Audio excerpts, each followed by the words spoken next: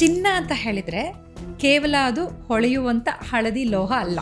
ಅದು ನಮ್ಮ ಸಂಪ್ರದಾಯ, ನಮ್ಮ ಆಚರಣೆಯ ಒಂದು ಭಾಗ ಸರ್. ಈಗ ಏಕ್ದಮ್ 1 ವರ್ಷ ನೀವು ಚಿನ್ನ ಖರೀದಿ ಮಾಡಬೇಡಿ ಅಂತ ಹೇಳಿದ್ರೆ ಹೇಗೆ ಸರ್? ಸಿವಿಲೈಸೇಷನ್ ಹುಟ್ಟದಾಗಿಂದ ಭಾರತದಲ್ಲಿ ಕಡಿಮೆ ಅನ್ನೋ ಪ್ರಶ್ನೆನೇ ಇಲ್ಲ. ನಾವು ಪ್ರೊಡ್ಯೂಸ್ ಮಾಡೋದು 1% 1.5%. ಮಿಕ್ಕಿದ್ದೆಲ್ಲ ಇಂಪೋರ್ಟ್ ಮಾಡ್ತೀವಿ ಸರ್. ನಮ್ಮ ದೇಶ ಅತಿ ಹೆಚ್ಚು ಆಮದು ಮಾಡ್ಕೊಳ್ಳುವಂಥ ದೇಶ ಚಿನ್ನವನ್ನು. ಸೊ ಇದು ಆರ್ಥಿಕತೆ ಮೇಲೆ ಹೇಗೆ ಪರಿಣಾಮ ಬೀರುತ್ತೆ? ಸೆಮಿ ಅರ್ಬನ್ ಏರಿಯಾಸ್, ಅರ್ಬನ್ ಏರಿಯಾಸಲ್ಲಿ gold is equal to money. They are not bothered dollar rate ಜಾಸ್ತಿ ಆಯ್ತಾ ನಾಳೆ ನನಗೆ ಅವ್ರ ಭಾಷೆಯಲ್ಲಿ ಹೇಳೋಂಗಿದ್ರೆ ನಮ್ಮ ಅಮ್ಮಗ ನಮ್ಮ ಅಪ್ಪಗ ಮೈ ಹುಷಾರಿಲ್ಲ ಅಂದರೆ ನೀನು ಕೊಡ್ತೀಯ ದುಡ್ಡು? ಚಿನ್ನ ಕೊಡ್ತಾರಯ್ಯ. ಎಲೆಕ್ಟ್ರಿಕ್ ವೆಹಿಕಲ್ಸ್ ಯೂಸ್ ಮಾಡಿ, ಕಾರ್ ಪೂಲಿಂಗ್ ಮಾಡಿ, ಒಟ್ಟಿಗೆ ಹೋಗಿ ವರ್ಕ್ ಫ್ರಮ್ ಹೋಮ್ ಮಾಡಿ ಅಂತ ಪರಿಸ್ಥಿತಿ ಅನಿತಾ ಅವರೇ ನಿಜವಾಗ್ಲೂ ಆ ಲೆವೆಲ್ಗೆ ಹೋಗ್ತಾ ಇದೆ. ಯುದ್ಧ ಮುಂದುವರೆದ್ರೆ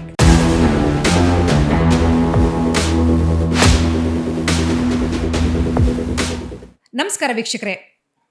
ಇತ್ತೀಚೆಗೆ ನಮ್ಮ ಜನ ಬಹಳಷ್ಟು ಯೋಚನೆ ಮಾಡ್ತಾ ಇದ್ದಾರೆ. ಮೋದಿಯವರು ಸಡನ್ನಾಗಿ ಬಂದು ಹೇಳ್ತಾರೆ 1 ವರ್ಷ ಚಿನ್ನ ಖರೀದಿ ಮಾಡಬೇಡಿ, ಪೆಟ್ರೋಲ್ ಡೀಸೆಲ್ ಕಡಿಮೆ ಬಳಸಿ, ವರ್ಕ್ ಫ್ರಮ್ ಹೋಮ್ ಮಾಡಿ. ಆಗ ಜನಕ್ಕೆ ಒಂದು ರೀತಿ ಭಯ ಗಾಬರಿ ಆಗಿಬಿಡುತ್ತೆ, ಇದೇನಪ್ಪ ಮತ್ತೊಮ್ಮೆ ಲಾಕ್ಡೌನಾ ಅಂತ ಹೇಳಿ. ಯಾಕೆ ಮೋದಿಜಿಯವರು ಈ ಮಾತನ್ನು ಹೇಳಿದರು? ಚಿನ್ನವನ್ನು ಖರೀದಿ ಮಾಡೋದ್ರಿಂದ ಏನಾದರೂ ಸಮಸ್ಯೆ ಆಗುತ್ತಾ? ಒಂದು ವೇಳೆ 1 ವರ್ಷ ಖರೀದಿ ಮಾಡಿಲ್ಲ ಅಂತ ಹೇಳಿದರೆ ಯಾವ ರೀತಿ ದೇಶಕ್ಕೆ ಆರ್ಥಿಕ ಸಂಕಷ್ಟಕ್ಕೆ ಡಿಫ್ರೆನ್ಸ್ ಬರುತ್ತೆ? ಇದೆಲ್ಲದರ ಬಗ್ಗೆ ಮಾತನಾಡಲಿಕ್ಕೆ ನಮ್ಮ ಜೊತೆಗಿರ್ತಾರೆ RG ಮುರಳೀಧರ್, ತೆರಿಗೆ ಸಲಹೆಗಾರರು. ಬನ್ನಿ ಅವರ ಕಾರ್ಯಕ್ರಮಕ್ಕೆ ಸ್ವಾಗತಿಸೋಣ. ಸರ್ ನಮಸ್ತೆ ಸರ್, ಕಾರ್ಯಕ್ರಮಕ್ಕೆ ಸ್ವಾಗತ. ಸರ್, ಈಗ ಎಲ್ರಿಗೂ ಅದೇ ಟೆನ್ಷನ್ನು. ಚಿನ್ನ ಅಂತ ಹೇಳಿದರೆ ಕೇವಲ ಅದು ಹೊಳೆಯುವಂಥ ಹಳದಿ ಲೋಹ ಅಲ್ಲ. ಅದು ನಮ್ಮ ಸಂಪ್ರದಾಯ, ನಮ್ಮ ಆಚರಣೆಯ ಒಂದು ಭಾಗ ಸರ್. ಬಡವರಾಗಲಿ ಶ್ರೀಮಂತರಾಗಲಿ ತಕ್ಕ ಮಟ್ಟಿಗೆ ಚಿನ್ನವನ್ನು ಖರೀದಿ ಮಾಡೋದು ಸಂಪ್ರದಾಯ ಸರ್. ಈಗ ಏಕ್ದಮ್ 1 ವರ್ಷ ನೀವು ಚಿನ್ನ ಖರೀದಿ ಮಾಡಬೇಡಿ ಅಂತ ಹೇಳಿದ್ರೆ ಹೇಗೆ ಸರ್? ಚಿನ್ನ ಅನ್ನೋದು ಸಿವಿಲೈಸೇಷನ್ ಹುಟ್ಟದಾಗಿಂದ ಭಾರತದಲ್ಲಿ ಕಡಿಮೆ ಅನ್ನೋ ಪ್ರಶ್ನೆನೇ ಇಲ್ಲ. ಹೆಚ್ಚು ತಗೊಳ್ಳೋದು. ಆದರೆ ನಾವು ಪ್ರೊಡ್ಯೂಸ್ ಮಾಡೋದು 1% 1.5%. ಮಿಕ್ಕಿದ್ದೆಲ್ಲ ಇಂಪೋರ್ಟ್ ಮಾಡ್ತೀವಿ. ಡಿಮ್ಯಾಂಡ್ ಇದೆ, ಡಿಮ್ಯಾಂಡ್ ಇರುತ್ತೆ, ಜಾಸ್ತಿ ಆಗ್ತಾ ಹೋಗುತ್ತೆ. ಯಾಕೆಂದರೆ ಬೆಲೆ ಜಾಸ್ತಿ ಆಗ್ತಾ ಹೋಗುತ್ತೆ. ಈಗ ನೀವು 20 ವರ್ಷದ ಮುಂಚೆ ಚಿನ್ನ ಖರೀದಿ ಇದ್ದಾಗ ಹೇಗೆ ಖರೀದಿ ಮಾಡ್ತಾ ಇದ್ವಿ, ಯಾವ ಯೋಚನೆಯಲ್ಲಿ? ಈಗ ಇಷ್ಟಿದೆ. ನಮ್ಮ ಹಿರಿಯರು ಹೇಳೋರು, ನಮ್ಮ ಕಾಲದಲ್ಲಿ ಒಂದು ಪಲ್ಲ ಅಕ್ಕಿ ಇಷ್ಟು ರೂಪಾಯಿಗೆ ಸಿಗುತ್ತೆ ಅಂತ. ಈಗ 400 ಗ್ರಾಮು ಸಿಗೋದಿಲ್ಲ. ಆಯಿತಾ? ಆ ರೀತಿ ಹಣದ ಮೌಲ್ಯ ಜಾಸ್ತಿ ಆಗ್ತಾ ಹೋಗುತ್ತೆ. ಅದರ ಒಳಮರ್ಮ ಏನು ಅಂದರೆ, ಎಲ್ಲಿ ಡಿಮ್ಯಾಂಡ್ ಜಾಸ್ತಿಯಾಗಿ ಸಪ್ಲೈ ಕಡಿಮೆ ಆಗುತ್ತೋ ಬೆಲೆ ಜಾಸ್ತಿ ಆಗುತ್ತೆ. ಈಗಿನ ಪರಿಸ್ಥಿತಿಯಲ್ಲಿ ಡಿಮ್ಯಾಂಡ್ ಅನ್ನೋದು ಕಲ್ಚರ್ ಓರಿಯೆಂಟೆಡ್, ಮದುವೆ ಓರಿಯೆಂಟೆಡ್, ಮಗಳಿಗೆ ಚಿನ್ನ ಮಾಡೋ ಓರಿಯೆಂಟೆಡ್. ಇದೆಲ್ಲದರ ನಡುವೆ 81ರಿಂದ 91ರವರೆಗೂ ಹಣದ ಸಂಚಲನೆ ಭಾಳ ಚೆನ್ನಾಗಾಯಿತು ಭಾರತ ದೇಶದಲ್ಲಿ. ಹಾಗೆಲ್ಲ ನೆನಪಿರ್ಬೋದು, ಮನಮೋಹನ್ ಸಿಂಗ್ ಪ್ರೈಮ್ ಮಿನಿಸ್ಟರ್ ಆಗಿದ್ದಾಗ ಅಥವಾ ಇವರಿದ್ದಾಗ ಫಾರಿನ್ ಇನ್ವೆಸ್ಟ್ಮೆಂಟ್ಗೆ ಎಲ್ಲ ರೀತಿ ಓಪನ್ ಮಾಡಿದ್ರು. ನಮಗೊಂದು ರೀತಿ ಈ ರೂಮಲ್ಲಿ ಗಾಳಿ ಕಮ್ಮಿ, AC ಇಲ್ಲ ಅನ್ನೋ ರೀತಿಲಿ ಹಣದ ಪರಿಸ್ಥಿತಿ ಆಗಿತ್ತು. ನಾವೊಂದು ವೆಂಟಿಲೇಟ್ರೋ ಚಿಕ್ಕ ಬಾಗಿಲು ಓಪನ್ ಮಾಡಬೇಕಿತ್ತು. ಬಟ್ ಆಗಿನ ಬುದ್ಧಿವಂತಿಕೆಯಲ್ಲಿ ಅವರು 2 ಕಡೆ ಬಾಗಿಲು ಓಪನ್ ಮಾಡಿದ್ರು, ಹಣ ಹರಿದು ಬಂತು. ಅದರ ಜೊತೆ ಗೋಲ್ಡ್ ಬಂತು.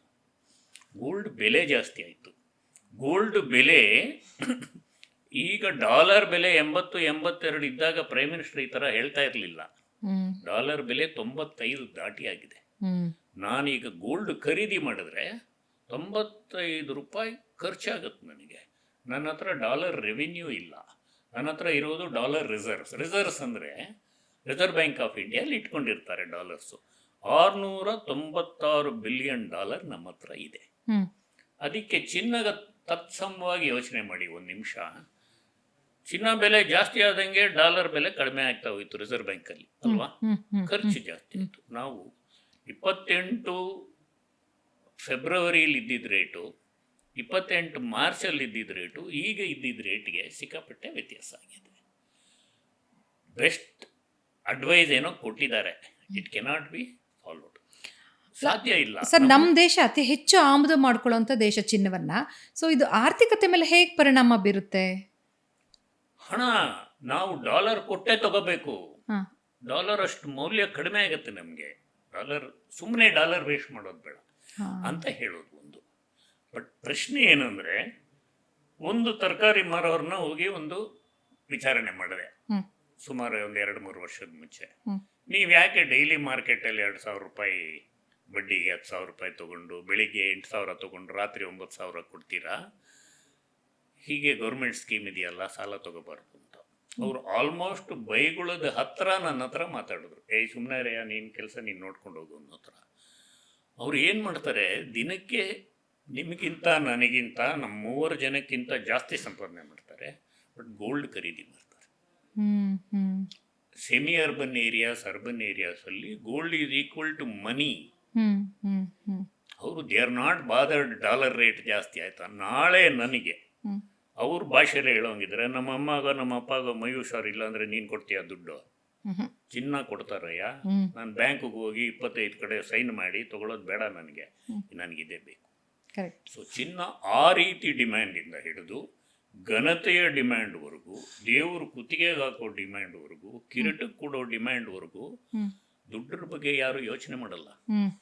ಬಟ್ ನಮ್ಮ ದೇಶಕ್ಕೆ ಡಾಲರ್ ತೊಂದರೆ ಆಗುತ್ತೆ. ಪ್ರೈಮ್ ಮಿನಿಸ್ಟರ್ ಹೇಳಿರೋದು ಗೋಲ್ಡ್ ಪರ್ಚೇಸ್ ಮಾಡೋದು ಕಡಿಮೆ ಮಾಡಿ ಅಲ್ಲ, ಒಂದು ವರ್ಷ ತಗೊಳ್ಬೇಡಿ ಅಂತ ತಕ್ಷಣ ಇದು ಒಂದು ರೀತಿ ಸಂದೇಶ ಗುಪ್ತವಾಗಿ ನೀಡ್ತಾ ಇದ್ದಾರೆ. ಇನ್ನೊಂದು 2-3 ದಿನದಲ್ಲಿ ಬೆಲೆ ಜಾಸ್ತಿ ಮಾಡ್ತೀನಿ ರಾಜಾ ಅಂತ ನಿನ್ನೆ ಮಾಡಿದ್ರು. 9% ಜಾಸ್ತಿ ಆಗಿದೆ. 6% ಸುಂಕ ಈಗ 15% ಆಗಿದೆ. ಒಂದು ಅಂದ್ರೆ ತನ್ನ ತಾನಾಗೆ ಭಾರತದ ಸರಹದ್ದಿಗೆ ಗೋಲ್ಡ್ ಬಂದು ಇಳಿದಾಗ 100 ರೂಪಾಯಿ ಬಂತು ಅಂದರೆ 15 ರೂಪಾಯಿ ಅಲ್ಲೇ ಕಟ್ಟಿಬಿಡ್ಬೇಕು. 115 ರೂಪಾಯಿ ಆಯಿತು ಭಾರತದ ಸರಹದ್ದಿಗೆ ಚಿನ್ನ ಬಂದು ಇಳಿದಾಗ. ಅಲ್ಲಿಂದ ಬಂದು ಕರ್ನಾಟಕದಲ್ಲಿ ಮಾರಿದಾಗ 3% GST ಕಟ್ಟಬೇಕು. ಅದಕ್ಕೆ ಆಭರಣ ಮಾಡಬೇಕು. ಆಭರಣ ಮಾಡೋ ಖರ್ಚು ಇರುತ್ತೆ, ಬೇರೆ ಏನೇನೋ ಎಲ್ಲ ಇದೆ ಇದರಲ್ಲಿ, ಮೈನಸ್ಸು ಪ್ಲಸ್ಸು. ಹೀಗಾಗಿ ಕೊಳ್ಳೋದ್ರಲ್ಲಿ ವ್ಯತ್ಯಯ ಉಂಟಾಗ್ಬೋದು. ಹೇಗೆ 9,000 ತಗೊಳ್ಳೋ ಜಾಗದಲ್ಲಿ 6,000 ತಗೊಳಕ್ಕಾಗೋದು, 7,000 ತಗೊಳಕ್ಕಾಗೋದು. ಬಟ್ ಸರ್ಕಾರಕ್ಕೆ 9,000 ದುಡ್ಡು ಬಂತು. ಈ ರೀತಿ ಜಾಣ್ಮೆ ಉಪಯೋಗಿಸ್ತಾರೆ. ನೈತಿಕವಾಗಿ ಪ್ರಧಾನಮಂತ್ರಿಗಳು ಹೇಳಿರೋದು ನಿಜ, ಕಡಿಮೆ ಮಾಡಿದ್ರೆ ಒಳ್ಳೆಯದು. ಅದ್ರ ಜೊತೆ ಅವರು ಪೆಟ್ರೋಲ್ ಬಗ್ಗೆನೂ ಸೂಚ್ಯಂಕವಾಗಿ ಹೇಳಿದ್ದಾರೆ. ಆ ಸೂಚ್ಯಂಕ ಇನ್ನೊಂದು 2-3 ದಿನದಲ್ಲಿ ಗೊತ್ತಾಗ್ಬೋದು.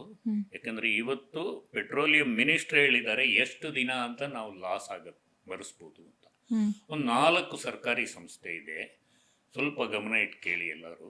1,60,000 ಕೋಟಿ ರೂಪಾಯಿ ಲಾಸ್ ಆಗಿದೆ ಯುದ್ಧ ಶುರುವಾಗೋದ್ರಿಂದ ಇವಾಗವರೆಗೂ. ಯಾಕೆ ಲಾಸ್ ಆಯಿತು? ನಾವು ನಮಗೆ ಆಗೋ ಖರ್ಚಿಗಿಂತ ಕಡಿಮೆ ಬೆಲೆ ಕೊಡ್ತಾ ಇದ್ದೀವಿ ಜನಕ್ಕೆ. ಸೊ ಲಾಸ್ ಬರ್ಸೋರು ಯಾರು? ಸರ್ಕಾರಿ ಸಂಸ್ಥೆಗಳು, HPCL, IPCL ಅಲ್ಲ. ಇಲ್ಲಿ ಮರ್ಮ ಏನು? ಸಾಮಾನ್ಯನಾಗಿ ನಾನು ಮಾತಾಡೋದೆ, ಇಷ್ಟು ದಿನ ಎಲೆಕ್ಷನ್ ಇತ್ತು ಅದಕ್ಕೋಸ್ಕರ ಜಾಸ್ತಿ ಮಾಡಿಲ್ಲ. ಈಗ ಎಲೆಕ್ಷನ್ ಮುಗಿದೋಗಿದೆ, ಜಾಸ್ತಿ ಮಾಡ್ತಾರೆ. ಒಮ್ಮಿಂದೊಮ್ಮೆ ಜಾಸ್ತಿ ಮಾಡೋ ಬದಲು ಇಂಡಿಕೇಶನ್ ಕೊಟ್ಟಿದ್ದಾರೆ. ಪೆಟ್ರೋಲ್ ಕಡಿಮೆ ಮಾಡಿ, ಎಲೆಕ್ಟ್ರಿಕ್ ವೆಹಿಕಲ್ಸ್ ಯೂಸ್ ಮಾಡಿ, ಕಾರ್ ಪೂಲಿಂಗ್ ಮಾಡಿ, ಒಟ್ಟಿಗೆ ಹೋಗಿ ವರ್ಕ್ ಫ್ರಮ್ ಹೋಮ್ ಮಾಡಿ ಅಂತ. ಪರಿಸ್ಥಿತಿ ಅನಿತಾ ಅವರೇ ನಿಜವಾಗ್ಲೂ ಆ ಲೆವೆಲ್ಗೆ ಹೋಗ್ತಾ ಇದೆ ಯುದ್ಧ ಮುಂದುವರೆದ್ರೆ. ಇದ್ರದ್ದು ನಾನು ಯಾಕೆ ಇಷ್ಟು ನಿಧಾನವಾಗಿ ಮಾತಾಡ್ತಾ ಇದ್ದೀನಿ ಅಂದರೆ, ನಿಮ್ಮಂಥ ಚಾನೆಲ್ಗಳ ಮೂಲಕನೇ ಜನಕ್ಕೆ ನೀಟಾಗಿ ತಿಳಿಸೋಕ್ಕಾಗೋದು.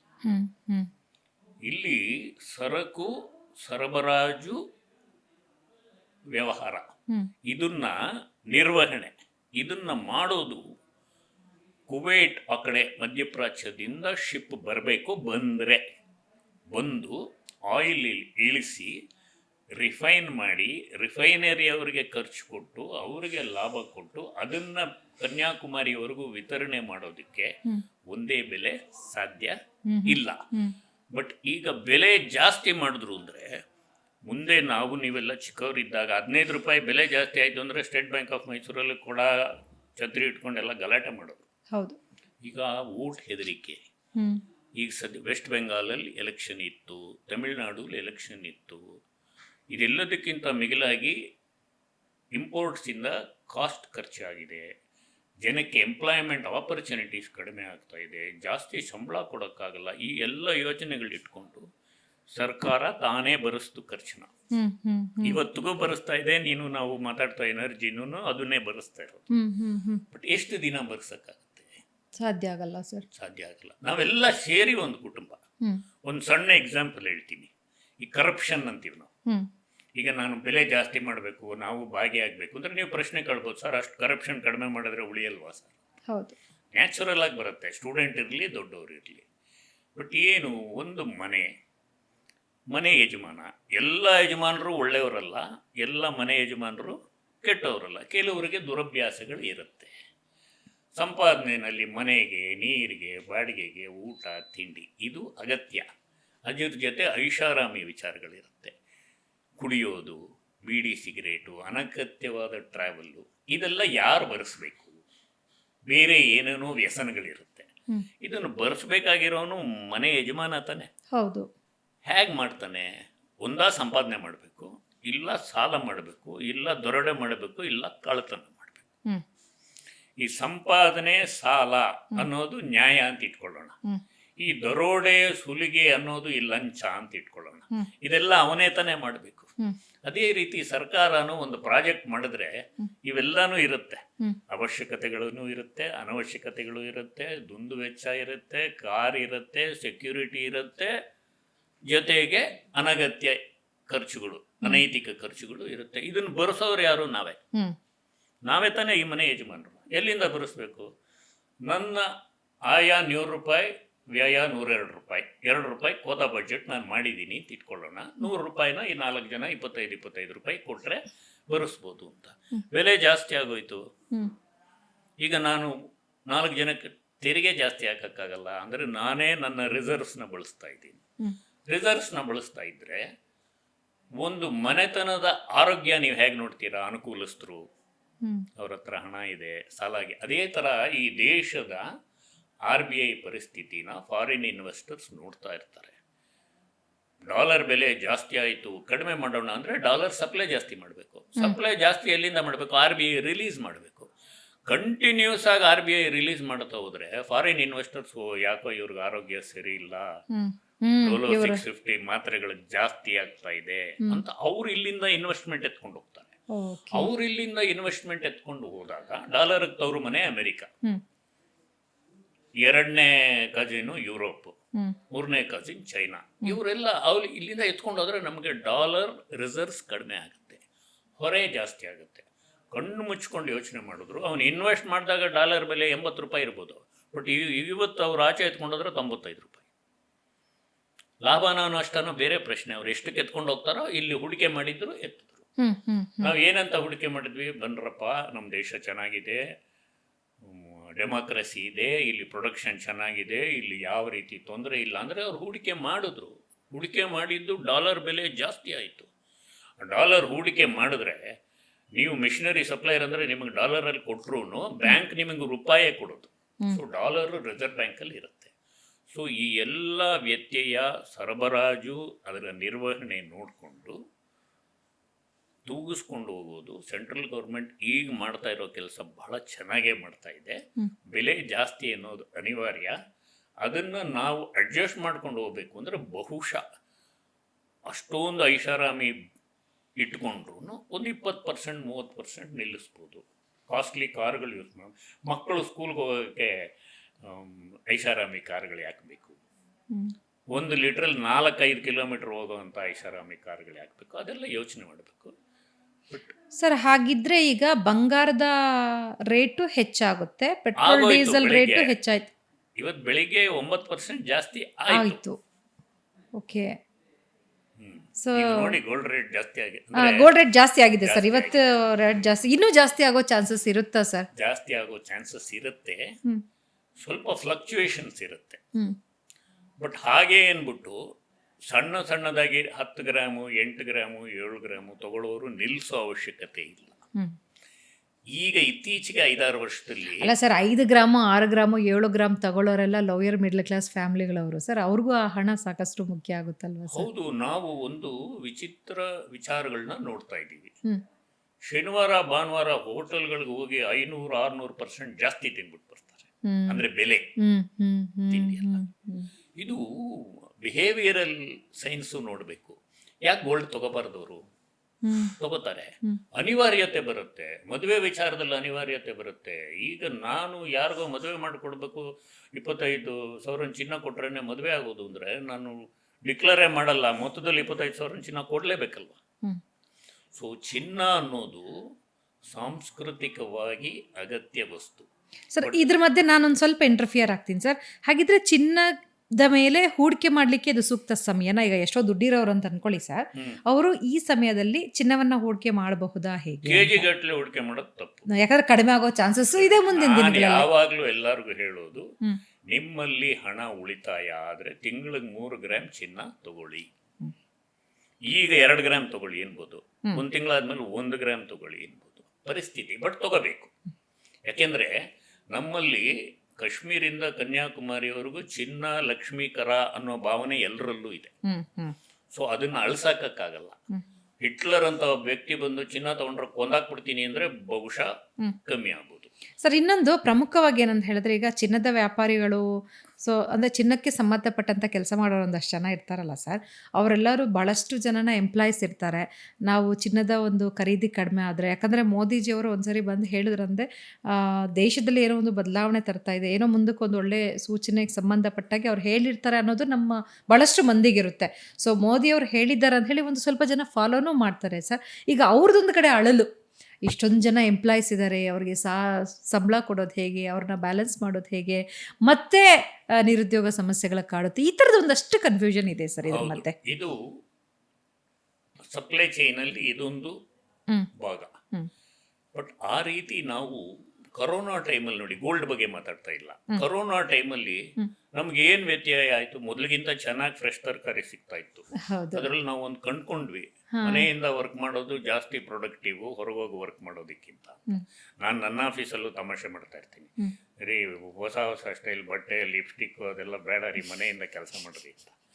ಆ ರೀತಿ ಒಂದು ಸಾಧ್ಯತೆಗಳು ಕಂಡಿಡ್ಕೊಂಡಿದ್ದಾರೆ. ಬಟ್ ಈ ಮುಕ್ತ ಮಾರುಕಟ್ಟೆನಲ್ಲಿ ಏನೇ ಮಾಡಿದ್ರೂ ಹಣ ಸಂದಾಯ ಆಗತ್ತೆ, ಹಣ ಚಾಲನೆ ಆಗತ್ತೆ.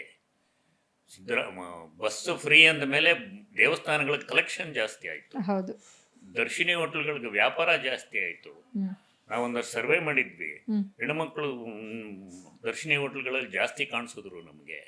ಈಗಲೂ ಹಣ ಅನ್ನೋದು ಚಾಲನೆ ಆಗ್ತಾ ಇರುತ್ತೆ. ಬಟ್ ಈ ಇನ್ಫ್ಲೇಷನ್ ಅಂತಿದೆಯಲ್ಲ, ಹೂಳು ಥರ, ನದಿ ಮಟ್ಟ ಜಾಸ್ತಿ ಇದೆ ಅಂದರೆ ಒಳಗಡೆ ಹೂಳೇ ಜಾಸ್ತಿ ಇರುತ್ತೆ. ಆ ರೀತಿ ಇನ್ಫ್ಲೇಷನ್, ಹಣದ ಉಬ್ಬರ. ನೀವು 100 ರೂಪಾಯಿ ತಗೊಂಡು ಮಾರ್ಕೆಟ್ಗೆ ಹೋಗಿ 100 ವಸ್ತು ತರ್ತಾ ಇದ್ರಿ, ಈಗ ಅದೇ 100 ರೂಪಾಯಿ ತಗೊಂಡೋದ್ರೆ 75 ವಸ್ತು ತರ್ಬೋದು. ಆ 25 ವಸ್ತು ಉಬ್ಬರ. ಇದನ್ನ ತಡೆಯೋದಕ್ಕೆ ಇಂಟ್ರೆಸ್ಟ್ ರೇಟ್ ಜಾಸ್ತಿ ಮಾಡಿದ್ರೆ ವ್ಯಾಪಾರ ಕಮ್ಮಿ ಆಗುತ್ತೆ, ವ್ಯಾಪಾರನೂ ಜಾಸ್ತಿ ಆಗಬೇಕು, ಇಂಟ್ರೆಸ್ಟ್ ರೇಟು ತೆಗೆದುಕೊಂಡಿರಬೇಕು. ಅಂದರೆ ಈ ರೀತಿ ಸಣ್ಣ ಪುಟ್ಟ ಅಡ್ಜಸ್ಟ್ಮೆಂಟ್ಗಳು ನಡೀತಾನೆ ಇರುತ್ತೆ.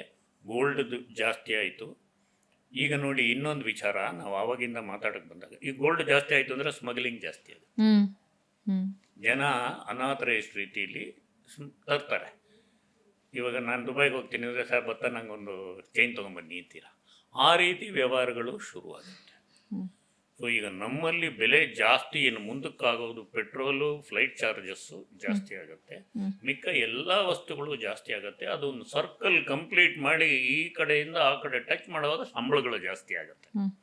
ಈಗಾಗಲೇ ಕರ್ನಾಟಕದಲ್ಲಿ 1.5% ಜಾಸ್ತಿ ಆಗಿದೆ. ಬೇರೆ ಕಡೆನೂ ಸಂಬಳಗಳು ಜಾಸ್ತಿ ಆಗಬೇಕು. ಸಂಬಳಗಳು ಜಾಸ್ತಿ ಆಗಿಲ್ಲ ಅಂದರೆ ಮನೇಲಿ ತೊಂದರೆಗಳು ಜಾಸ್ತಿ ಆಗುತ್ತೆ. ಆವಾಗ ಜನ ಬೇರೆ ಕೆಲಸ ಹುಡ್ಕೊಂಡು ಹೋಗೋದಕ್ಕೆ ಶುರು ಮಾಡ್ತಾರೆ. ಈ ರೀತಿ ಟರ್ಬುಲೆನ್ಸ್ ಒಂದು ಪರ್ವ ಮುಗಿಬೇಕು.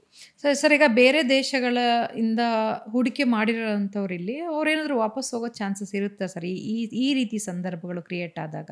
ಅಲ್ಲ, ಅವ್ರಿಗೆ ಎಲ್ಲಿ ಬೇರೆ ಯಾಕಂದ್ರೆ ದೇಶದ ಬಹಳಷ್ಟು ಒಂದು ಬೇರೆ ದೇಶದಲ್ಲಿ ಇರುವ ಹೂಡಿಕೆದಾರರು ಭಾರತದಲ್ಲಿ ಹೂಡಿಕೆ ಮಾಡಿದವರು ಈಗಾಗಲೇ ಸುಮಾರು ಜನ ವಾಪಸ್ ತಗೊಂಡ್ಬಿಟ್ಟಿದ್ದಾರೆ. ಓಕೆ. ಇನ್ನೂ ಮುಂದಕ್ಕೆ ಹೋಗ್ತಾ ಇರುತ್ತೆ. ಯಾಕಂದ್ರೆ ತುಂಬಾ ಅನ್ಎಂಪ್ಲಾಯ್ಮೆಂಟ್ ನೋಡ್ತಿದ್ದೀವಿ ಸರ್. ಈ ಕಂಪ್ನಿಯಲ್ಲಿ 40,000 ಜನ ತೆಗೆದ್ರು, ಇಲ್ಲಿ 10,000 ಜನ ತೆಗೆದ್ರು, ಇಷ್ಟು ಸಮಸ್ಯೆಗಳು ಇವತ್ತು ಆಗ್ತಾ ಇದೆ ಸಮಸ್ಯೆ ಸರ್. ಅದ್ರ ಮಧ್ಯೆ ಎಐ ತೊಂದರೆಗಳು ಬರ್ತಾ ಹಾ ಇದೆ. ಹಾ OIA ಉಪಯೋಗಿಸ್ತಾ ಇಲ್ಲ ನಾವು, ಹೌದು ಹೌದು ಹೌದು. AI ಉಪಯೋಗಿಸ್ತೀವಿ. ಹಾ. ಆಮೇಲೆ ತೊಂದರೆಗಳ ಮೇಲೆ ತೊಂದರೆಗಳು ಬಂದಾಗ ಅದು ಒಂದು ಆಪರ್ಚುನಿಟಿ. ಹ್ಮ್ ಈ ಯುದ್ಧ ಅನ್ನೋದು ಧ್ವಂಸಕಾರಿ, ಹ್ಮ್ ಅದಿನ್ನು ಮುಂದುವರಿತಾ ಇವತ್ತು ಸರ್. ಮುಂದುವರಿಯುತ್ತೆ. ಅದು ವ್ಯಕ್ತಿ ಕೇಂದ್ರಿತ ಯುದ್ಧಗಳು ಇರೋದ್ರಿಂದ ಬೇಗ ಮುಗಿಯಲ್ಲ. ಹ್ಮ್ ಬಾರ್ಡರ್ ಇಶ್ಯೂ ಅಲ್ಲ.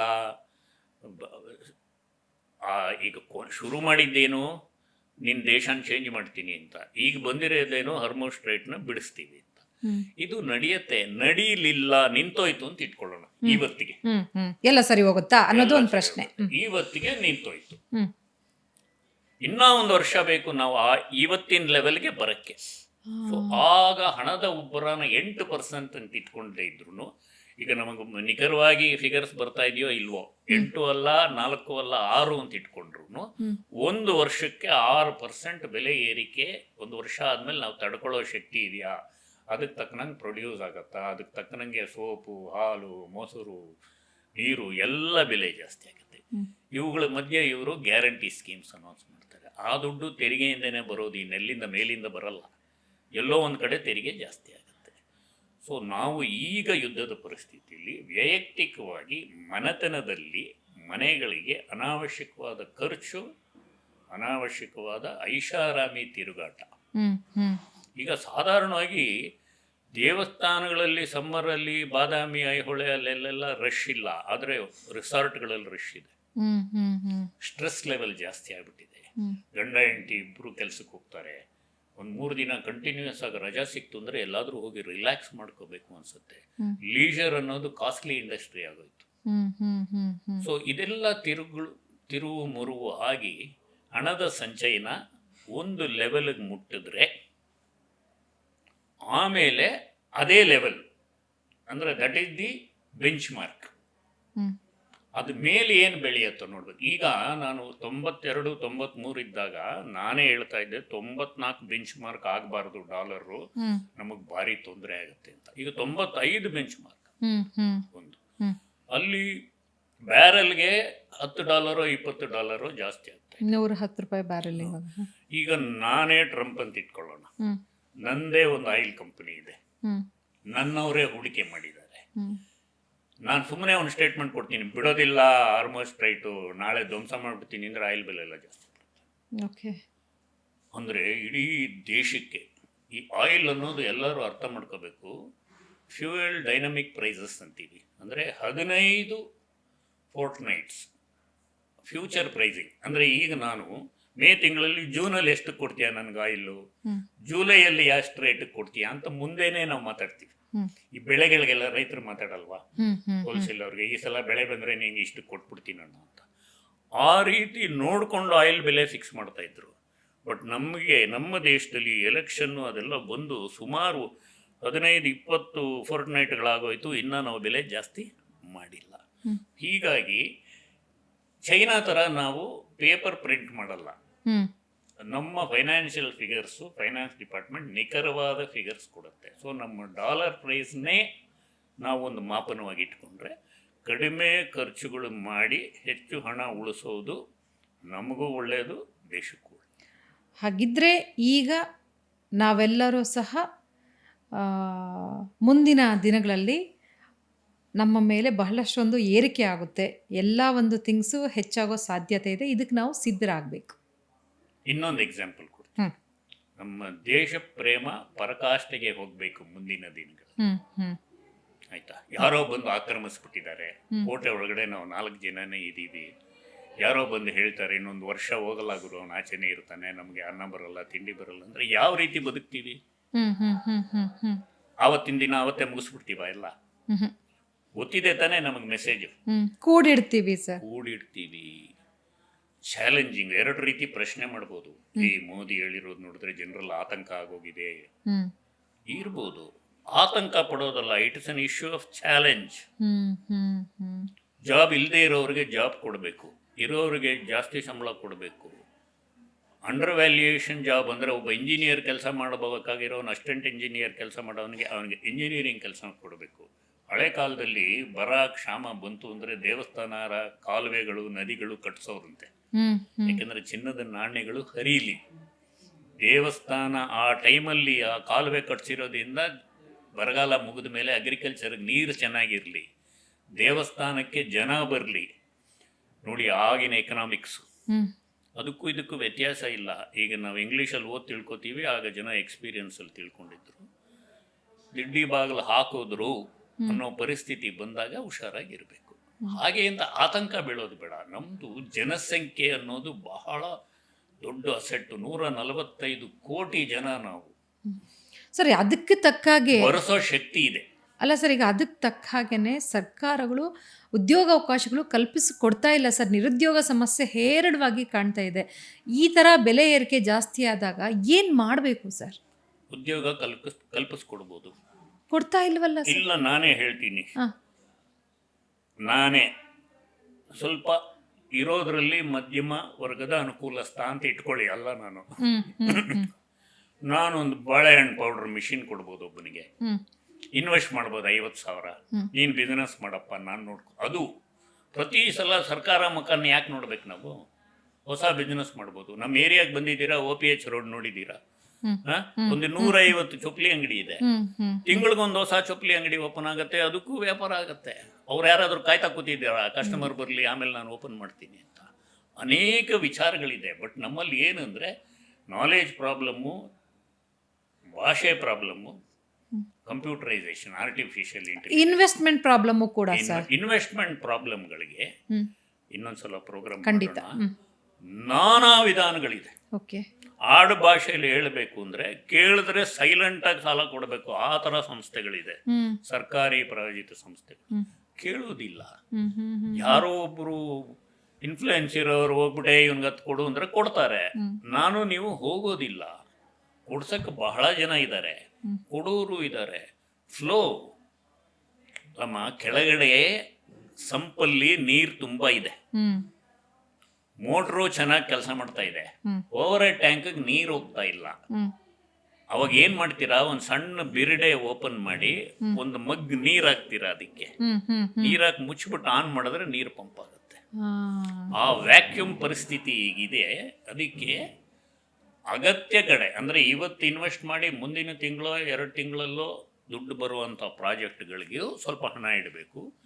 ಈ BHEL, ಬೆಮ್ಮಲ್ಲು ಆ ಥರ ಪ್ರಾಜೆಕ್ಟ್ಗಳು ಮಾಡಬೇಕು. ಡಿಫೆನ್ಸ್ ರಿಕ್ವೈರ್ಮೆಂಟ್ ನೋಡಿ, ಉಕ್ರೇನ್ ವಾರು, ಇರಾನ್ ವಾರ್ ಆದಮೇಲೆ ನಮಗೆ ಗೊತ್ತಿದೆ ಈಗ ಡಿಫೆನ್ಸ್ ಈಸ್ ವೆರಿ ಇಂಪಾರ್ಟೆಂಟ್.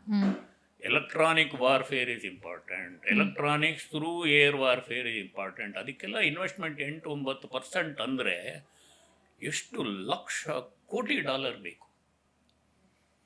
ಇದನ್ನು ಅದಿಲ್ಲ ಅಂದರೆ ನಾನು ನೀವು ಊರಿನಲ್ಲಿ ಎಂಜಾಯ್ ಮಾಡಿ ಪ್ರಯೋಜನ ಏನು ಬಂತು? ಅವರು ಮಾತ್ರ ಐಸಲ್ಲಿ ಗನ್ ಹಿಡ್ಕೊಂಡು ಚೈನಾ ಕಡೆ, ಪಾಕಿಸ್ತಾನ ಕಡೆ ಇದ್ದುಕೊಂಡು ಪಾಪ ಅದೇ ಐಸ್ನ ಕರಗಿಸ್ಕೊಂಡು ತಿನ್ಕೊಂಡಿದ್ದಾರೆ ಅಂದರೆ ನಮ್ಮ ಕೈಯಲ್ಲಿ 1 ಲೀಟ್ರ್ ಪೆಟ್ರೋಲ್ ಸೇವ್ ಮಾಡೋಕ್ಕಾಗಲ್ವಾ? 10 ಲೀಟ್ರ್ ಪೆಟ್ರೋಲ್ ತಿಂಗಳಿಗೆ ಸೇವ್ ಮಾಡೋಕ್ಕಾಗಲ್ವಾ? 2 ಬಸ್ ಸ್ಟಾಪ್ ನಡೆಯೋಕ್ಕಾಗಲ್ವಾ?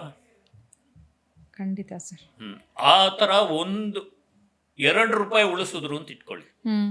ಒಂದು 3 ಜನ ಸೇರಿ $2 ಉಳಿಸಿದ್ರು ತಿಂಗಳಿಗೆ, 3 ಕೋಟಿ ಜನ ಎಷ್ಟು ಉಳಿಸ್ಬೋದು? ಖಂಡಿತ ಖಂಡಿತ ಸರ್. ಫಾರಿನ್ನಲ್ಲಿರೋ ಹುಡುಗರು ಗೌರ್ಮೆಂಟ್ ಆಫ್ ಇಂಡಿಯಾ ಫಂಡ್ಗೆ ಒಬ್ಬೊಬ್ಬರು $2 ಕಳಿಸಿದ್ರೆ ಎಷ್ಟು ಉಪಯೋಗ ಆಗುತ್ತೆ? ನಮ್ಮಲ್ಲಿ ಇಮ್ಮಿಡಿಯೇಟಾಗಿ ಬರೋದು ಏನು ಅಂದರೆ ಲಂಚ ತಿನ್ಬಿಡ್ತಾರೆ ಎಲ್ಲರೂ ಅಂತ. ಹೌದು, ಪಾರ್ಟ್ ಆಫ್ ದಿ ಗೇಮ್. ಎಲ್ಲರೂ ಲಂಚ ತಿನ್ನಲ್ಲ, ತಿಂದೇನೂ ಇರಲ್ಲ, ತಿಂದೇ ಇರೋರು ಇದ್ದಾರೆ. ಬಟ್ ನಾವು ಸ್ಕೂಲಿಗೆ ಸೇರಿಸುವಾಗ ಮಕ್ಕಳಿಗೆ LKG ಸ್ಕೂಲಿಗೆ ಸೇರಕ್ಕೆ ಲಕ್ಷಾಂತರ ಡೊನೇಷನ್ ಕೊಡ್ತೀವಿ. ಮಗು ಹುಟ್ಟಕ್ಕೆ ಮುಂಚೆನೇ ರಿಸರ್ವ್ ಮಾಡ್ತೀವಿ, RTO ಲೈಸೆನ್ಸ್ ಯಾಕೆ ತೊಗೋತೀವಿ, ಬ್ಲ್ಯಾಕ್ ಟಿಕೆಟ್ ಯಾಕೆ ತೊಗೋತೀವಿ? ಅದೆಲ್ಲ ಲಂಚ ಅಲ್ವಾ? ಕೆಲವು ರೀತಿಲಿ ನಾನು ಅದಕ್ಕೆ ಹೇಳಿದ್ದು, ಆತಂಕ ಪಡೋ ಅವಶ್ಯಕತೆ ಇಲ್ಲ. ಇದನ್ನು ಒಂದು ದೇಶಕ್ಕೆ ನಾವು ಶ್ರೀರಾಮ ಅಳಿಲ್ ಮೇಲೆ 3 ಲೈನ್ ಹಾಕಿದಂಗೆ ನಾವು ಹಾಕಿಸ್ಕೋಬೋದು. ತಿಂಗಳಿಗೆ $2 ಉಳಿಸಿದ್ರು. ಆದರೆ ಇದನ್ನು ಸರ್ ಒಬ್ಬ ಪ್ರಧಾನ ಮಂತ್ರಿಗಳಾಗಿ ಅವ್ರು ಹೇಳಿರೋವಂಥದ್ದು ದೇಶದ ಒಂದು ಸ್ಥಿತಿಯನ್ನು ಗಮನದಲ್ಲಿ ಇಟ್ಕೊಂಡು ಅದನ್ನು ವಿವರಿಸಿ ತಿಳಿಸಿದ್ದಿದ್ರೆ ನಮ್ಮ ಜನಸಾಮಾನ್ಯರಿಗೆ ಅರ್ಥ ಆಗ್ತಿತ್ತು. ಈಗ ನೋಡಿ ನೀವು ಬಹಳಷ್ಟೊಂದು ಡೀಟೈಲಾಗಿ ಹೇಳ್ತಿದ್ರಿ, ನಮಗೆ ಎಷ್ಟೋ ವಿಚಾರಗಳು ಗೊತ್ತಿಲ್ಲ. ಸೊ ಯಾಕೆ ಅವರು ಕಡಿಮೆ ಮಾಡಿದ್ರು, ಮುಂದಿನ ದಿನದಲ್ಲಿ ಏನಾಗುತ್ತೆ ಅಂತ ಹೇಳಿ ಒಂದು ಕ್ಲೂ ಕೊಟ್ಟರು ಅವರು. ಮುಂದಕ್ಕೆ ಇಷ್ಟೆಲ್ಲ ಬದಲಾವಣೆಗಳಾಗುತ್ತೆ, ನೀವು ಸ್ವಲ್ಪ ಎಚ್ಚೆತ್ಕೊಳ್ಳಿ. 1 ವರ್ಷದ ಕಾಲ ಮಳೆಗಾಲಕ್ಕೆ ಇರುವೆಗಳು ಕೀಟಗಳು ಹೇಗೆ ಶೇಖರಣೆ ಮಾಡಿ ಇಟ್ಕೊಳ್ಳುತ್ತೋ, ಸೊ ಹಾಗೆ ನೀವು 1 ವರ್ಷಕ್ಕೆ ಪ್ರಿಪೇರ್ ಆಗಿ ಅಂತ ಇಂಡೈರೆಕ್ಟ್ ಹೇಳಿದರು ಅಂತ. ಅವರು 1% ಹೇಳಿದ್ರು, ನಾವು ಅದನ್ನ 100% ಮ್ಯಾಗ್ನಿಫೈ ಮಾಡಿ ತಗೋಬೇಕು. Yes sir. ಟ್ಯಾಬ್ಲೆಟ್ಸ್ ವಿಚಾರ, ಇಂಪೋರ್ಟ್ಸ್ ವಿಚಾರ, ಎಕ್ಸ್ಪೋರ್ಟ್ಸ್ ವಿಚಾರ, ಬಟ್ಟೆ ವಿಚಾರ, 100 ರೂಪಾಯಿಗೆ 3 ಸೀರೆ ಮಾರ್ತೀವಿ ಅಂತ ಗಾಂಧಿ ಬಜಾರಲ್ಲಿ ಬೋರ್ಡ್ ಹಾಕಬೇಕು ಅಂದರೆ ಆ ಕ್ವಾಲಿಟಿ ಏನಿರಬೇಕು, ಅದ್ರ ಪ್ರೊಡಕ್ಷನ್ ಕಾಸ್ಟ್ ಮೀರಟ್ಟಲ್ಲಿ ಏನಿರಬೇಕು, ಅಲ್ಲಿಂದ ಇಲ್ಲಿ ಬರೋದು ಏನಿರಬೇಕು. ನಾನು ಮೊನ್ನೆ ಬೋರ್ಡ್ ನೋಡಿದೆ, ಒಂದು 500 ರೂಪಾಯಿ 3 ಸೀರೆ ಕೊಡಲಾಗುತ್ತದೆ ಅಂತ. ಹೋಗಿ ನೋಡ್ಕೊಂಡು ಬಂದೆ. ಅಂದ್ರೆ ಒಂದು ಸೀರೆ ಕಾಸ್ಟ್ 180, ಮೀರಟ್ಟಿಂದ ಬಂದಿದೆ. ಅವ್ರ ಮ್ಯಾನುಫ್ಯಾಕ್ಚರಿಂಗ್ ಕಾಸ್ಟ್ ಎಷ್ಟು, ಅವ್ರ ಮೆಷಿನರಿ ಕಾಸ್ಟ್ ಎಷ್ಟು. ಇದರಲ್ಲಿ 2 ವಿಚಾರ. ನಾವು ಅತಿ ಆಧುನಿಕ ರೀತಿಯಲ್ಲಿ ಪ್ರೊಡ್ಯೂಸ್ ಮಾಡ್ತಾ ಇದ್ದೀವಿ ಅಥವಾ ದರಿದ್ರ ದೀನಾಯ ಸ್ಥಿತಿಗೆ ಬಂದಿದ್ದೀವಿ, ನಮ್ಮ ಬೆರಳುಗಳನ್ನೇ ಕಚ್ಕೊಂಡು ತಿಂತಾ ಇದ್ದೀವಿ. 3 ಸೀರೆ 500 ರೂಪಾಯಿಗೆ ಮಾರಿಲ್ಲ ಅಂದ್ರೆ ನನ್ನ ಇಂಡಸ್ಟ್ರಿಗೆ ಬೇರೆ ದಾರಿ ಇಲ್ಲ ಅನ್ನೋ ಪರಿಸ್ಥಿತಿ ಬಂದಿದೀವಾ ಅಂತ ಅವಲೋಕನೆ ಮಾಡಿಕೊಂಡು ಅದನ್ನ ಸಣ್ಣ ಮಟ್ಟಕ್ಕೆ, ಈಗ ಗೂಗಲ್ ಅಂತ ಪ್ರೆಸ್ ಮಾಡಿದ್ರೆ ಅರ್ತ್ ಬರುತ್ತೆ, ಬೆಂಗಳೂರು ಅಂತ ಪ್ರೆಸ್ ಮಾಡಿದ್ರೆ ಬೆಂಗಳೂರು ಬರುತ್ತೆ, ನಿಮ್ಮ ಮನೆ ಪ್ರೆಸ್ ಮಾಡಿದ್ರೆ ಆ ಥರ ಆ ಪರಿಸ್ಥಿತಿನ ನನ್ನ ಲೆವೆಲ್ಗೆ ತೊಗೊಂಡ್ಬಂದು ನನ್ನ ಇನ್ಕಮ್ 1,36,000 ರೂಪಾಯಿ, ನಾನು ಇಷ್ಟು ಬಾಡಿಗೆ ಕೊಡ್ತಾ ಇದ್ದೀನಿ, ಇಷ್ಟು ಖರ್ಚು ಮಾಡ್ತಾ ಇದ್ದೀನಿ, 2 ಪ್ಯಾಕೆಟ್ ಸಿಗರೆಟ್ ಸೇರ್ತಾ ಇದ್ದೀನಿ, 2 ಬಾಟ್ಲೇ ನಾನು ಗುಂಡಾಗ್ತಾ ಇರೋದು ಅನ್ನೋದನ್ನು ಅದನ್ನು 1 ಮಾಡ್ಬೋದು, 3 ಮಾಡ್ಬೋದು, ಅಥವಾ ಖರ್ಚುಗಳು ಕಡಿಮೆ ಮಾಡ್ಬೋದು, ಅಥವಾ ಇನ್ಕಮ್ ಮನೆಯಲ್ಲೇ ಕೂತ್ಕೊಂಡು ಏನಾದರೂ ಜಾಸ್ತಿ ಮಾಡ್ಬೋದಾ, ಮನೆಯವರು ಏನಾದರೂ ಮಾಡ್ಬೋದಾ. 1860 ಇಂಡಸ್ಟ್ರಿಗಳಿದೆ ಕರ್ನಾಟಕದಲ್ಲಿ. ಹೆಣ್ಣುಮಕ್ಕಳು ಮಾಡಿ ಮನೆಯಲ್ಲೇ ಒಂದು 40-50 ಸಾವಿರ ರೂಪಾಯಿ ಸಂಪಾದನೆ ಮಾಡೋರು. ಒಂದು HDFC ಆಫೀಸರಾಗಿ ಕೆಲಸ ಮಾಡೋರು ಮನೆಯಲ್ಲಿ ಕಡಲೆಕಾಯಿ ಎಣ್ಣೆ ಮಾಡೋ ಮಿಷಿನ್ ಇಟ್ಕೊಂಡು ಸಾಯಂಕಾಲದೊತ್ತೇ ವ್ಯಾಪಾರ ಮಾಡಿ 70,000 ರೂಪಾಯಿ ದುಡಿತಾರೆ. ಯಾರು ಅವ್ರು ಮಾರ್ಕೆಟ್ಗೆ ಹೋಗಿ ಮಾರಲ್ಲ, ಜನ ಮನೆಗೆ ಬಂದು ತಗೊಂಡು ಹೋಗ್ತಾರೆ. ಆ ಥರ 1860 ನಾವು ತಿಳಿದಂಗಿದೆ. ಇನ್ನ ಇದು ಒಂದು ರೀತಿ ದೇಶ ಸೇವೆ ಕೆಲಸ ತಾನೆ. ಖಂಡಿತ ಖಂಡಿತ ಖಂಡಿತ. ಲೀಜರ್ ಅನ್ನೋದು ನಾನು ಕೂತ್ಕೊಂಡು, ಈಗ ನಾವು ಮಾತಾಡೋದು ಮನೇಲಿ ಕೂತ್ಕೊಂಡು ನೋಡ್ತಾ ಇದ್ರೆ ಅದು ವ್ಯಾಪಾರನೇ, ಯಾಕಂದ್ರೆ ಖರ್ಚಾಗಿದೆ. ನಿಮ್ಗೂ ಹಣ ಬರುತ್ತೆ, ಅವ್ರಿಗೂ ಹಣ ಬರುತ್ತೆ. ಬಟ್ ಅದನ್ನ ಉಪಯೋಗಿಸ್ಕೊಂಡು ಹೋದ್ರೆ, ಈಗ ನಾನು ಹೇಳಿದೆ, ಅವ್ರು ಯಾರೋ ನಿಮಗೆ ಫೋನ್ ಮಾಡಿ ನನಗೆ ಮಿಷಿನ್ ಬೇಕು ಅಂದ್ರೆ, ಅದನ್ನ ಉಪಯೋಗಿಸ್ಕೊಂಡು ಹೋದ್ರೆ ನಾವು ಮಾಡಿದ ಕೆಲಸ ನಮಗೂ ದುಡ್ಡು ಬಂತು, ಅವ್ರಿಗೂ ಬಂತು, ಅವರಿಂದ ಇನ್ನು 10 ಜನಕ್ಕೆ ಬರುತ್ತೆ. ಈ ರೀತಿ ಯೋಚನೆ ಮಾಡಬೇಕು. ಆತಂಕ ಪಡೋ ಪರಿಸ್ಥಿತಿ ಇಲ್ಲ. ನೋಡಿ, ನಾವು ಎಂಥ ಜನರ ಮಧ್ಯೆ ಇದ್ದೀವಿ. ನಾವೇ ಸ್ವಾತಂತ್ರ್ಯ ಕೊಂಡಿಸಿರೋ ದೇಶ ನಮ್ಮ ಮೇಲೆ ಮುಗಿದು ಬಿದ್ದಿದೆ. ಪಾಕಿಸ್ತಾನ ಮುಗಿದು ಬಿದ್ದಿದೆ. ಚೈನಾ ಕಾಯ್ತಾ ಇರುತ್ತೆ, ಒಂದು ಕಡೆ ಕೆನ್ನೆ ಹಿಂಡತ್ತೆ, ಇನ್ನೊಂದು ಕಡೆ ಕಪಾಳ ಕುಡಿಯುತ್ತೆ. ಇದಿಷ್ಟಿದ್ದುಕೊಂಡು ಕಳೆದ 18-20 ವರ್ಷದಿಂದ ಈ ದೇಶ ನಡ್ಕೊಂಡು ಹೋಗಿರೋ ರೀತಿ, ಕೊರೋನಾಲ್ ನಡೆಸಿರೋ ರೀತಿ ಇಡೀ ಪ್ರಪಂಚ ಮೂಗಲ್ ಬೆರಳಿಟ್ಕೊಂಡು ನೋಡಿದೆ. ನೆಗೆದು ಬೀಳ್ತಾನೆ ಅಂತ ಇದ್ದವ್ರು ಇವನು ಎದ್ನಲ್ಲ. 1 among powerful 9 nations ಆಗಿದೆಯಲ್ಲ, 3rd ಗ್ರೋಯಿಂಗ್ ನೇಷನ್ ಆಗಿದಿಲ್ಲ ಅಂತ, ಅದನ್ನ ಜೋಡಿಸ್ಕೊಂಡು ಹೋಗೋ ಕೆಲಸ. ಓಕೆ ಸರ್, ಇದುವರೆಗೂ ಬಹಳಷ್ಟು ಚೆನ್ನಾಗಿ ಹೇಳಿದ್ರಿ ಸರ್, ಅರ್ಥ ಆಗೋ ರೀತಿ ಹೇಳಿದ್ರಿ. ನಮ್ಮ ಜನಸಾಮಾನ್ಯರಿಗೂ ಒಂದು ರೀತಿ ಆತಂಕದಲ್ಲಿದ್ದರು, ಏನಪ್ಪ ಚಿನ್ನ ಖರೀದಿ ಬೇಡ, ಲಾಕ್ಡೌನು, ವರ್ಕ್ ಫ್ರಮ್ ಹೋಮ್ ಮಾಡಿ, ಸೊ ಪೆಟ್ರೋಲ್ ಡೀಸೆಲ್ ಕಡಿಮೆ ಬಳಸಿ, ಈ ಥರದ್ದೆಲ್ಲ ಏನಕ್ಕೆ ಹೇಳಿದ್ರು ಮೋದಿ ಅಂತ ಈಗ ಅವ್ರಿಗೆ ಅರ್ಥ ಆಗಿದೆ ಅಂತ ಅನ್ಕೋತೀನಿ ಸರ್. ಮುಂದಿನ ದಿನಗಳಲ್ಲೂ ಸಹ ನಾವು ಅನ್ಎಂಪ್ಲಾಯ್ಮೆಂಟ್ ಇದಕ್ಕೆ ಸಂಬಂಧಪಟ್ಟಾಗೆ ಮಾತುಕತೆಯನ್ನು ಮುಂದುವರಿಸೋಣ ಸರ್. ಇದುವರೆಗೂ ಕಾರ್ಯಕ್ರಮದಲ್ಲಿ ಭಾಗವಹಿಸಿದ್ದಕ್ಕೆ ನಮ್ಮ ಸುಮನ್ TV ಕನ್ನಡ ವೀಕ್ಷಕರ ಪರವಾಗಿ thank you so much sir. Thank you. Yes ವೀಕ್ಷಕರೇ, ನೋಡಿದ್ರಲ್ಲ, ಬೆಲೆ ಏರಿಕೆ ಆಗೋದಂತೂ ಕಡಾಖಂಡಿತವಾಗಿ ಸತ್ಯ. ಇವತ್ತು ಚಿನ್ನದ ಬೆಲೆಯಲ್ಲಿ ಏರಿಕೆ ಆಗಿದೆ, ಮುಂದಿನ ದಿನದಲ್ಲಿ ಡೀಸೆಲ್ ಪೆಟ್ರೋಲ್ ಬೆಲೆ ಕೂಡ ಏರಿಕೆ ಆಗುತ್ತೆ. ಅದಕ್ಕೆ ನಾವು ಸಿದ್ಧವಾಗಬೇಕು. ಸೊ ಬಳಸೋದನ್ನು ಕಡಿಮೆ ಬಳಸೋಣ. ಸೊ ಈಗೇನು ನಮ್ಮ ದೇಶ ಪ್ರಗತಿಯತ್ತ ಸಾಗ್ತಾ ಇದೆ, ನಾವು ಸಹ ಒಂದಷ್ಟು ಕೊಡುಗೆಯನ್ನು ಕೊಟ್ಟು ಕೈ ಜೋಡಿಸೋಣ ಅನ್ನೋದೇ ನಮ್ಮ ಒಂದು ಕಾರ್ಯಕ್ರಮದ ಉದ್ದೇಶ. ಜೊತೆಗೆ ಬೆಲೆ ಏರಿಕೆ ಆಗ್ತಾ ಇದೆ ಅಂತ ಹೇಳಿ ಚಿಂತೆ ಮಾಡುವಂಥ ಅವಶ್ಯಕತೆ ಇಲ್ಲ. ಬ್ಯಾಲೆನ್ಸ್ ಮಾಡ್ಕೊಂಡು ಹೋದರೆ ಎಲ್ಲವೂ ಸರಿ ಹೋಗುತ್ತೆ. ನಮಸ್ತೆ.